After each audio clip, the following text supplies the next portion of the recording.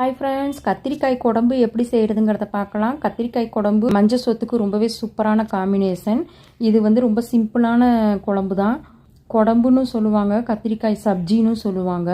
இப்போ இதற்கு என்னென்ன தேவைங்கிறத நான் சொல்லிடுறேன். தக்காளி ஒரு 3-4 தக்காளி எடுத்துக்கலாம். உருளைக்கிழங்கு ஒரே ஒரு உருளைக்கிழங்கு, 5-6 பச்சை மிளகா, கத்திரிக்காய் மட்டும் ஒரு 1/4 கிலோ அளவுக்கு எடுத்துக்கோங்க. கத்திரிக்காய் தான் இதுக்கு மெயினானது. கத்திரிக்காய் நிறையா போட்டால் தான் நல்லா டேஸ்ட்டாக இருக்கும். இப்போ அரிஞ்சு வச்சதை எல்லாத்தையுமே நம்ம சின்ன சின்னதாக அரிஞ்சு வச்சுக்கலாம். இப்போ ஒரு குக்கரில் இது எல்லாத்தையுமே நம்ம போட்டுக்கலாம். கத்திரிக்காவை அரிஞ்சு இதுலேயும் போட்டுக்கலாம்.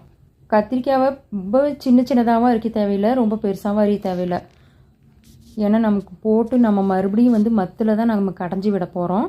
இதே மாதிரி நல்லா மீடியம் சைஸில் அரிஞ்சு போட்டுடலாம். கத்திரிக்காவெலாம் அரிஞ்சு போட்டாச்சு. அதுலேயே சின்ன வெங்காயம் ஒரு 100 கிராம் அளவுக்கு 2-3 கட் பண்ணி அதுலேயே ஆட் பண்ணிக்கலாம்.